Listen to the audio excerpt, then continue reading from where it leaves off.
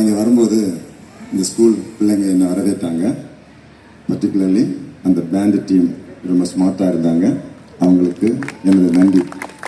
I like to appreciate all the boys and girls who took part in the band team which received me.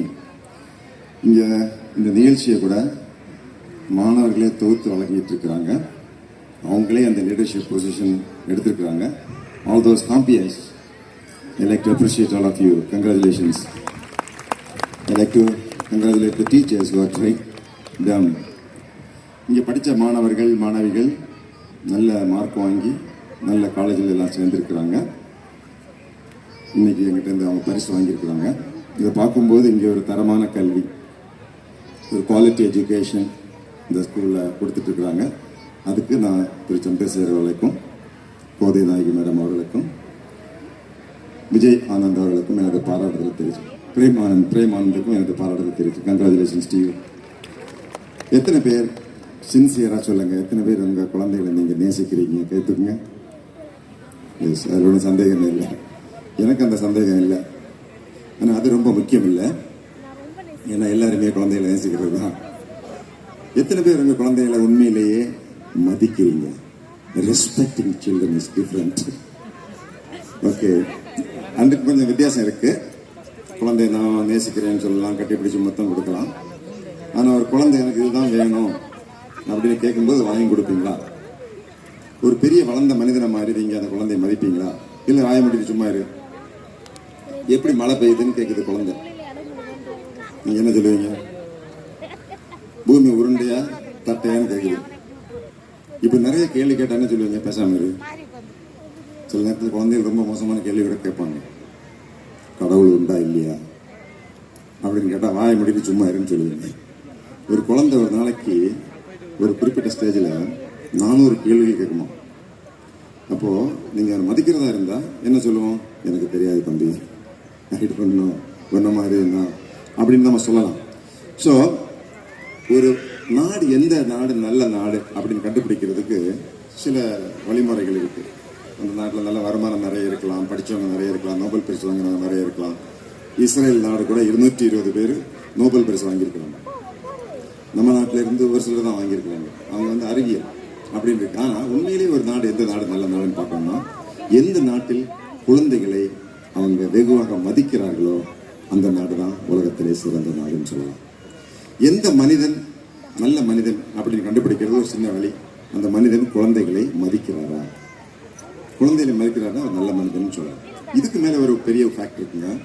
குழந்தையை நேசிக்கிறது ஒன்று, மதிக்கிறது ஒன்று, எல்லாத்துக்கும் மேலாக குழந்தைகளை புரிந்து கொண்டு இருக்கிறீர்களா?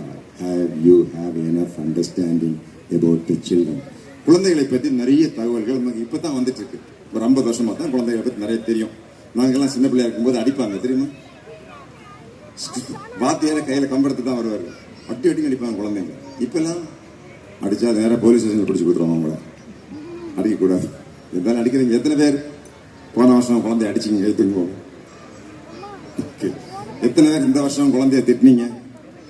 ஓகே, அதெல்லாம் மனித உரிமை மீறல்கள். புரியுதுங்களா? குழந்தைகளை பற்றிய ஒரு சில தகவல் சொல்கிறேன், உங்களுக்கு ஆச்சரியமாக இருக்கும். நீங்கள் என்ன நினைப்பீங்க? ஒரு குழந்தை 10 மாதத்தில் பிறந்துடும் நினைப்பீங்க இல்லையா? ஒரு குழந்தை பிறப்பதற்கு 360 கோடி ஆண்டுகள் ஆகும். எவ்வளோங்க? 360 கோடி ஆண்டுகள். எப்படின்னா உங்களுடைய சயின்ஸ் டீச்சர்கிட்ட கேளுங்க. சயின்ஸ் டீச்சர்கிட்ட கேளுங்க. நீங்கள் ஒழுங்காக சயின்ஸ் படிச்சிருக்க மாட்டோம். ஒரு குழந்தை பிறக்கிறதுக்கு அப்பா அம்மா வேணும், அந்த அப்பா அம்மாவுக்கு அவங்க அப்பா அம்மா வேணும், அவங்களுக்கு அப்பா அம்மா வேணும். அப்படி உங்கள் குழந்தையினுடைய பாடியில் இருக்கிற டிஎன்ஏ செக் பண்ணி பார்த்தீங்கன்னா இந்த குழந்தைக்கு வயசு 360 கோடி ஆண்டுகள். 2 குழந்தைகள், நீங்கள் பொதுவாக உங்கள் குழந்தைய நினைப்பீங்க இருக்கலாம், உங்களுக்கு பிறந்திருக்கலாம். கலீல் ஜிப்ரான் அப்படின்னு ஒரு பெரிய சிந்தனையாளர், கலீல் ஜிப்ரான், லெபனீஸ் poet. அவர் சொல்றாரு, children are not your children, they are the children of the universe. இந்த பூமியின் குழந்தைகள் சொல்றாரு. 2 children may come from you, may not, they may not come from you, but they came through you. குழந்தைகள் உங்களிலிருந்து வரவில்லை, உங்கள் மூலமாக வந்திருக்கிறார்கள். புரிஞ்சுட்டீங்களா? இங்கிருந்து பல பல தலைமுறைகள், 1,00,000 தலைமுறையாக வர்றாங்க. 3 they may look like you, but they may not think like you. குழந்தைகள் உங்களைப் போல் இருப்பார்கள், உங்களைப் போல் சிந்திக்க மாட்டார்கள். ஒரு குழந்தைக்கு 400 ஸ்பெஷல் கேரக்டர் இருக்கு, 400 தனிப்பட்ட திறமைகள் இருக்கு. ஏதாவது ஒரு திறமை இருந்தாலும் அந்த குழந்தை பெரிய ஆள் வந்துடலாம். இங்க ஒரு குழந்தை வந்து ஒரு கதை சொல்லிச்சு. அந்த student what's name Mohammed Hussain ஒரு கதை சொன்னாரு பாத்தீங்களா? ரயில்வே ஸ்டேஷன்ல வேலை பார்த்துட்டு இருந்த ஒரு இளைஞன் ஒரு நாள் ஒரு முடிவு பண்ணான், இந்த ரயில்வே டிபார்ட்மெண்ட் வேலை ஒன்று வராது, நமக்கு பேசாம கிரிக்கெட் விளையாடவே போயிடுவோம். கிரிக்கெட் விளையாட போனவர் தான் மகேந்திர சிங் தோனி. எத்தனை சொன்னீங்க? மகேந்திர சிங் தோனி தமிழ்நாட்டிலேயோ அல்லது உத்தரப்பிரதேசத்திலேயோ +2 டாப்பரா? ஒன்றும் கிடையாது, விளையாட்டு வீரன், அவ்வளவுதான். இப்படி குழந்தைகளுக்கு 400 கேரக்டர் இருக்கு. ஏதாவது ஒரு துறையில குழந்தைகள் ஒரு பெரிய அறிஞனாக வந்துருவாங்க. அதுதான் பிகாசோ சொன்னான், every child is an artist. ஒவ்வொரு குழந்தையும் ஒரு கலைஞன். அங்க இருக்கிறான், அவ்வளவு இருக்கிறான், பார்த்துக்கணும். எனவே குழந்தைகளை நீங்க மதிக்கணும், புரிந்து கொள்ள வேண்டும் அப்படின்னு நான் சொல்றேன். குழந்தைகளை பொறுத்த வரைக்கும் முதல் 5 ஆண்டுகள்ல பெரிய அளவுல ஒட்டுமொத்தமான மூளை வளர்ச்சி வந்துடும் பெரும்பாலும். எனவே முதல் 5 ஆண்டுகள்ல நீங்க குழந்தைகளுக்கு நிறைய கல்வி, விளையாட்டு, முடிஞ்ச அந்த பிளே ஸ்கூலு அனுப்பிச்சு குழந்தைய நீங்க டெவலப் பண்ணணும். It's very very important. So குழந்தைகளுக்குங்க உங்களுக்கு அன்போட புரிதலை விட ஒரு இமோஷன் வார்த்தை கேள்விப்படுறீங்களா? குழந்தை வந்து உங்களை நம்புறங்க. எங்க அப்பா அம்மா நான் தப்பு பண்ணா கூட என்ன ஒன்றும் பண்ண மாட்டாங்க, காப்பாற்றுவாங்க. They must trust you. இந்த குழந்தை அப்ப பெற்றோர்களுக்கும் குழந்தைக்கும் உள்ள இருக்கக்கூடிய உறவு என்பது ஒரு ஃபீலிங் தான். The child should feel good about you. இப்போ நான் வந்து எங்க அம்மா 95 வயசு, அவங்க ஒரு மாசமா பார்க்க போவேன். ஏன் பார்க்க போவேன்னா அது எங்களுடைய உறவு வந்து ஒரு ஃபீலிங். எங்க அம்மா ரொம்ப நேசிச்சாங்க, ரொம்ப அவங்களுடைய lot of sacrifice, பெரிய தியாகங்கள் எங்களுக்காக பண்ணாங்க. அது எங்களுக்கு தெரியும். எனவே எங்க அம்மாவை நாங்கள் பார்க்கறதுக்கு போறோம். இதே மாதிரி இன்னொரு காலத்துல உங்களுக்கும் இந்த குழந்தைக்கு இருக்கக்கூடிய உறவு என்பது ஃபீல். அமெரிக்கால இருந்து கண்டிப்பா வரணும் உங்களை கூப்பிடுவாங்க. ஏன்னா they will remember all the times. குழந்தைகளுக்கு எப்ப அன்பு தேவைப்படுது தெரியுங்களா? ஃபர்ஸ்ட் மார்க் வாங்கும்போது கிடையாது. குழந்தைக்கு எப்ப அன்பு தேவைப்படுதுன்னா அந்த குழந்தை தோல்வி அடையும் போது, மற்றவர்கள் உங்க குழந்தைய தாக்கும் போது, வெறுக்கும் போது, எல்லாருமே குழந்தைய திட்டும் போது அந்த குழந்தைக்கு ஒரு அன்பு தேவைப்படும். அந்த அன்பு தான் நீங்க கொடுக்கணும். மோஸ்ட் குழந்தைகள் ரொம்ப ரொம்ப கடினமான சூழ்நிலையில நீங்க நிறைய அன்பை கொடுக்கணும். அது ரொம்ப முக்கியம். வீட்டில் அன்பு கிடைக்கும் குழந்தைகள் பள்ளிக்கூடத்துக்கு படிக்க வருவார்கள். வீட்டில் அன்பு கிடைக்காத பிள்ளைகள் பள்ளிக்கூடங்களுக்கு அன்பை தேடி போவார்கள். They will look for love in the classroom, in the school, not actually. It's very, very, very important. So, unconditional love. குழந்தைகளுக்கு நிபந்தனை இல்லாத அன்பை நீங்க கொடுக்கணும்.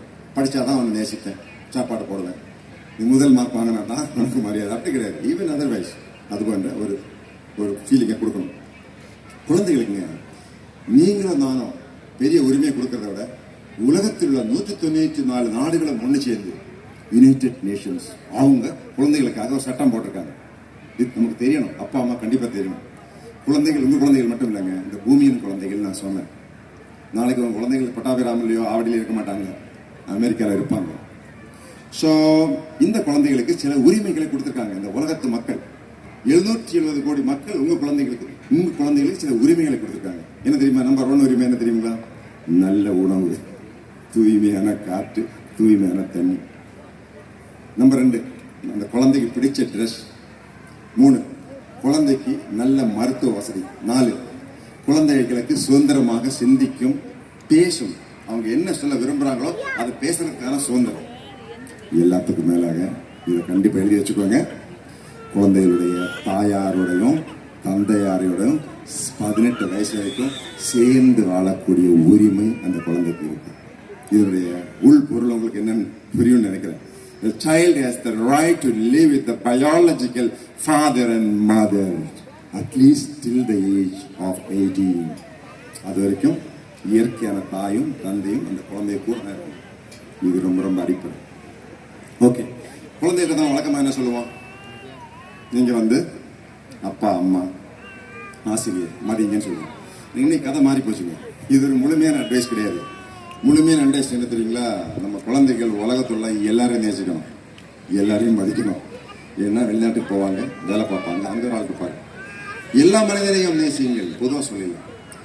கஷ்டப்பட்டு படிங்க, பிற்காலத்தில் மகிழ்ச்சியாக இருக்கலாம்னு சொல்லுவோம் நம்ம. நல்ல ஐடியா தான், ஆனால் முழுமையான ஐடியா இல்லை. முதல்ல படிக்கிறதுங்கிறது கஷ்டமான வேலையே கிடையாதுங்க, சுகமான வேலை. வாசிப்பதை போல, அறிவை வளர்ப்பது போல ஒரு சுகமான அனுபவம் உலகத்தில் எதுவுமே கிடையாது. Learning is a great joy. ஒரு ஆசிரியருக்கு வேலை கூட awakening the joy of learning, கல்வி கற்பதன் சுகத்தை தட்டி எழுப்புவதுதான் ஒரு ஆசிரியருடைய வேலைன்னு சொல்றார் ஆல்பர்ட் ஐன்ஸ்டைன்.